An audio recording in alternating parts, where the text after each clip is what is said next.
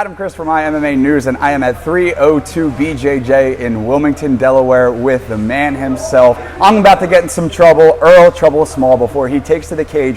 February 3rd, he is taking on Gregg Ellis at Art of War for the middleweight title. This is a fight you do not want to miss, first and foremost, but before we get into it, I got to thank my man, Earl.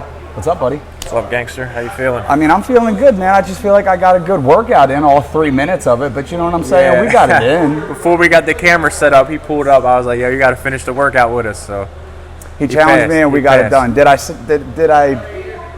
keep up with the crew? No. But did we get it done and we're here? I got the interview is what we're getting at. So, February 3rd, Art of War, he's fighting for the middleweight title. So, again, man, Trouble, you've been at this game for so long now. So, middleweight title, you're on the cusp of breaking into the big show. Let's be honest with it. So, how does it feel getting this title shot?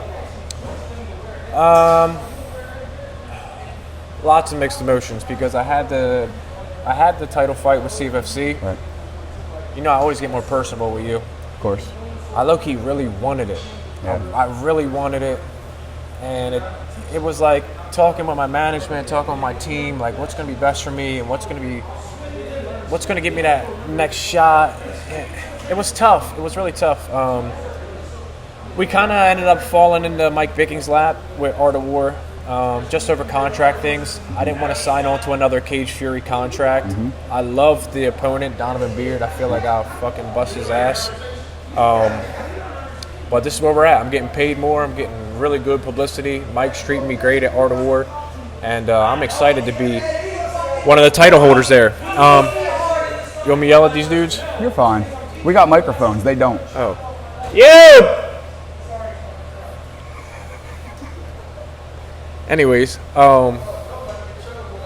yeah. Later, bud. Overall, it was a good move for me. This is the way I looked at it. The champions at 85, amateur and professional at Art of War, Andre Petrowski, Joe Pfeiffer, 185ers, make the jump to the league. So it's great for Art of War, and it's great for me to be another one of those dudes to make that jump. I was going to say, you just stole the words out of my mouth. The 185 division at Art of War has had a string of great success with, like you said, Petrowski, with Pfeiffer. So, I mean, it would be nice, and it'd be feasible to see you doing the next thing because, again, you do train with these guys. You know exactly what they're like. You know exactly what goes into being a champion of that level. But my next question would be this media tour of Earl Trouble Small. I have seen more videos of you pop up on my social media on publications that I follow. It's not like I'm just seeing them on Earl's page. On publications I follow, it's like middleweight title contender Earl Trouble Small. I know that guy. He lives right down the street. I might as well get in some trouble and talk to him too. So what's the media attention been like, man? It's been more than ever. Yeah, I kind of like it. I low-key like it. Yeah. You know, I did the TLC stuff with Gypsy Wedding, so I'm pretty good at it. Actually, it did kind of become work this camp because, like you said, I've done, this is maybe like my 5th one. And it does get repetitive, actually. I think that's when it becomes work because I answer the same exact questions. It's like, how do you feel when this fight's coming up? How did you feel your last fight? What about your first loss? And I just kind of answer the same questions. What does your nickname mean? Which is kind of fun. I like getting personable with people, but whatever. This is where we're at. Let's do it. Interview it up. Well, we saw the high-tech equipment on all of the other podcasts and interviews you did, but one question that wasn't answered that I'm sure some of the gamers out there want to know is when you're streaming, what games are you playing? So something outside of fighting. Let's get into it. Okay. What are you getting on with the... What are you playing? Is it PC? Is it PlayStation? Is it Xbox? What are you getting into? I'm a PC gamer, and I'm telling you now, any fighter gamer can get it in any genre. Fighting games, you really don't want it in first-person shooters. RTSs, MOBAs, like, I'm full nerd. So when it comes to gaming, all that, I know there's a lot of fighters on Twitch now. What is it? Max Holloway, Sugar Sean does this Twitch thing. I'll dust them. Serious. If I get in the league, they're going to lose all of their Twitch promotions because I'm going to just be a better gamer.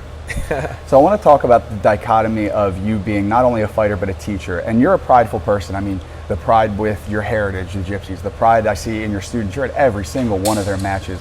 But how troublesome is it to kind of split that when you're at every single one of your students' matches, but then you're in fight camp? It has to be difficult to switch. Yeah, and you know what? I always try to get more personable with you and Bob, so this is something that's really big with me. At the end of the day, let's say I go on a fucking loser streak, or I get crippled and I can't fight, or I stop getting the phone calls for interviews. It's going to happen to everybody.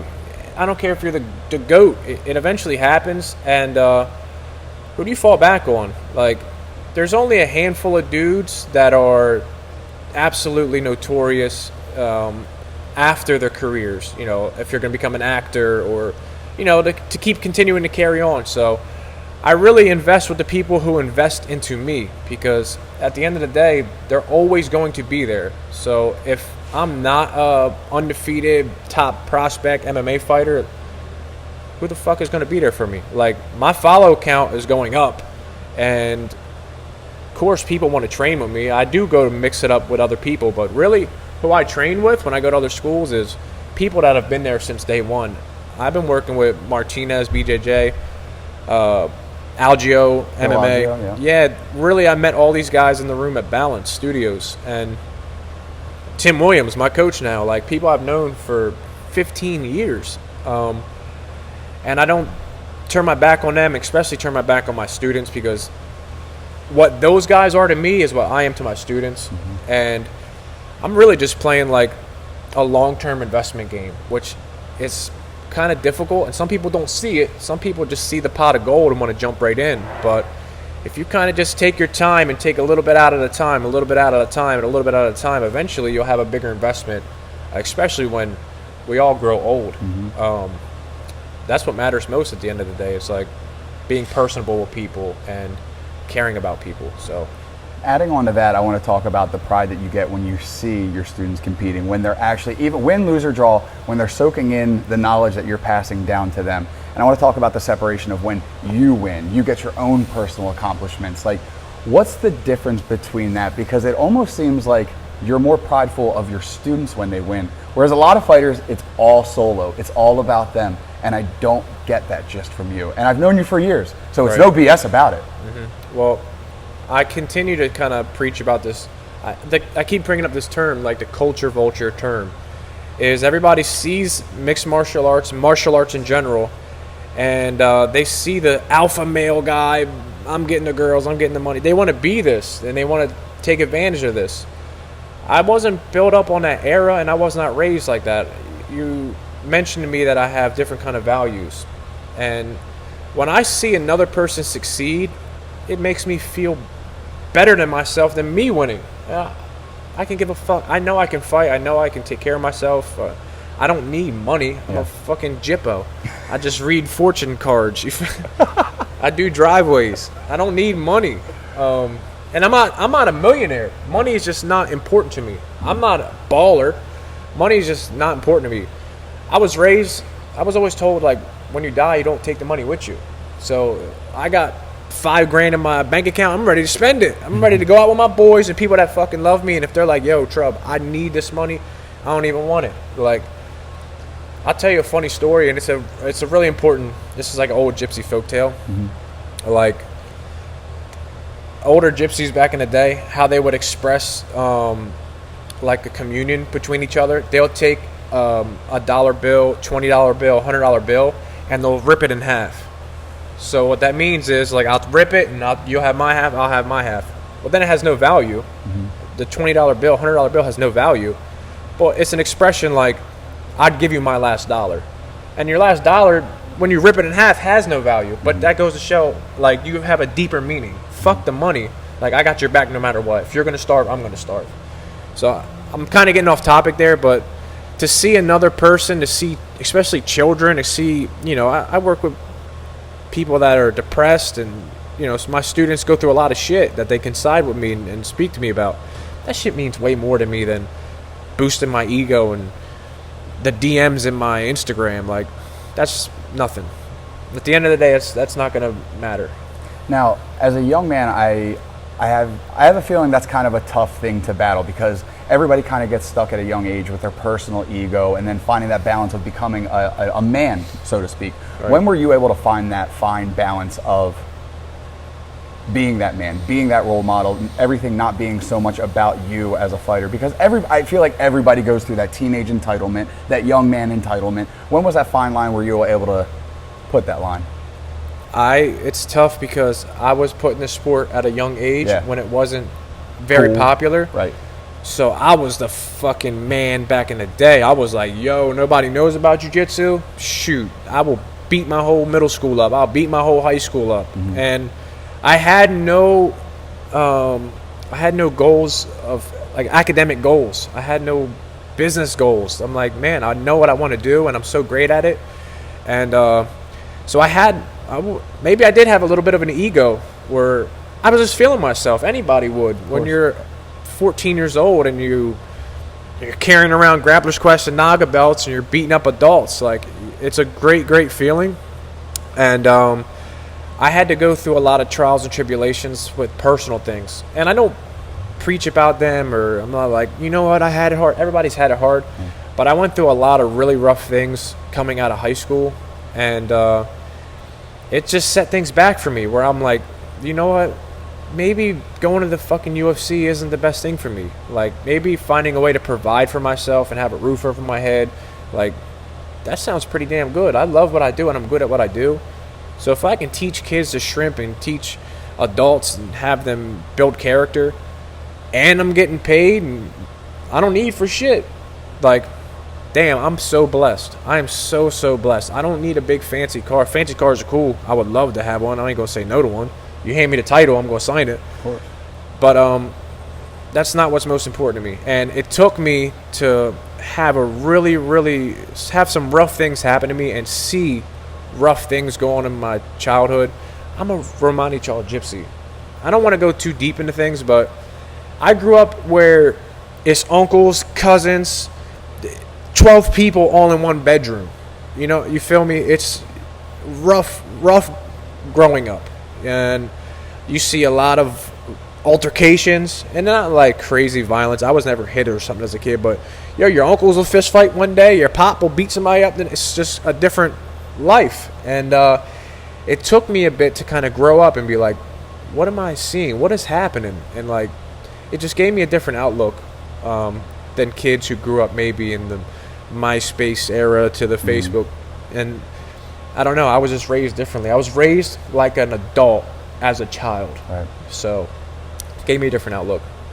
Now, prospectively, you've made it clear that you've had offers, other promotions. I've heard that in the other interviews, but you were dead set on UFC.